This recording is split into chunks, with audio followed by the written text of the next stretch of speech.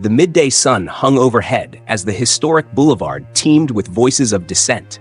Protesters lined the streets, waving banners emblazoned with calls for justice.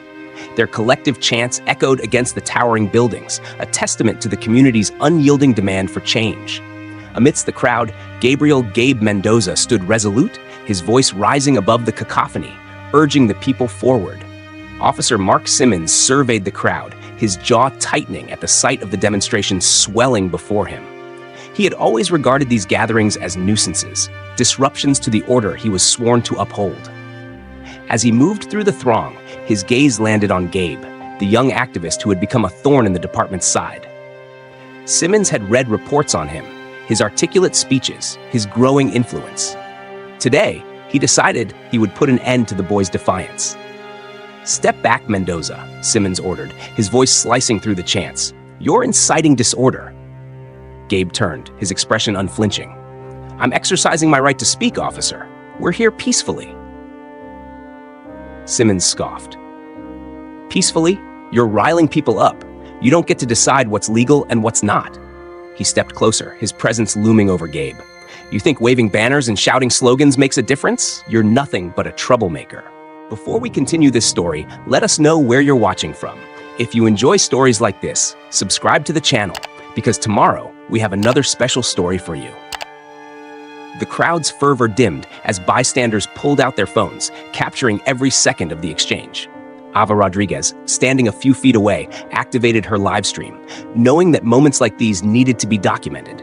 The world had to see the reality of their struggle. Simmons sneered. "You people always have something to complain about, always playing the victim." Gabe's fists clenched, but his voice remained steady. "We're fighting for justice, officer. That's not playing the victim. That's demanding accountability." Simmons laughed dryly. "Justice? You don't know the first thing about it. You wouldn't last a day in my boots." The tension thickened as murmurs of anger rippled through the crowd. Simmons, emboldened by his authority, decided to press further. "Go back to where you came from if you don't like it here." The moment the words left his mouth, a hush fell over the protesters. Then, outrage erupted. Voices rose in defiance, condemning Simmons' blatant racism. Ava's live stream surged with viewers, comments flooding in, denouncing the officer's conduct. "You hear that?" Ava called out, her camera locked on Simmons. "This is what we deal with. This is why we protest." Simmons' smirk faltered as the weight of the moment dawned on him.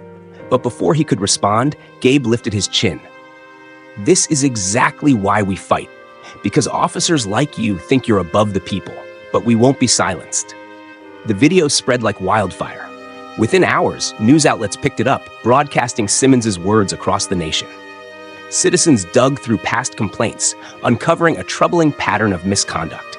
Footage from previous protests surfaced, showing Simmons manhandling demonstrators, berating citizens, and abusing his power. The once untouchable officer found himself at the center of a storm he couldn't control.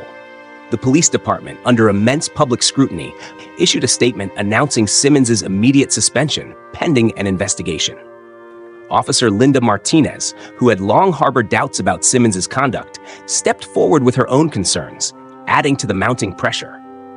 Meanwhile, Councilman Robert Lee called for a series of reforms, advocating for increased accountability and transparency within the force. In the days that followed, the city transformed. More people took to the streets, inspired by Gabe's courage. The incident became a turning point, igniting discussions on systemic issues and police brutality. The movement gained traction beyond the city, resonating with communities nationwide. Gabe continued his advocacy, his resolve stronger than ever. Ava's digital campaign evolved into a platform for exposing injustices, amplifying voices that had long been ignored. Their fight was far from over, but they had taken a monumental step forward. As for Simmons, his arrogance had led to his own downfall.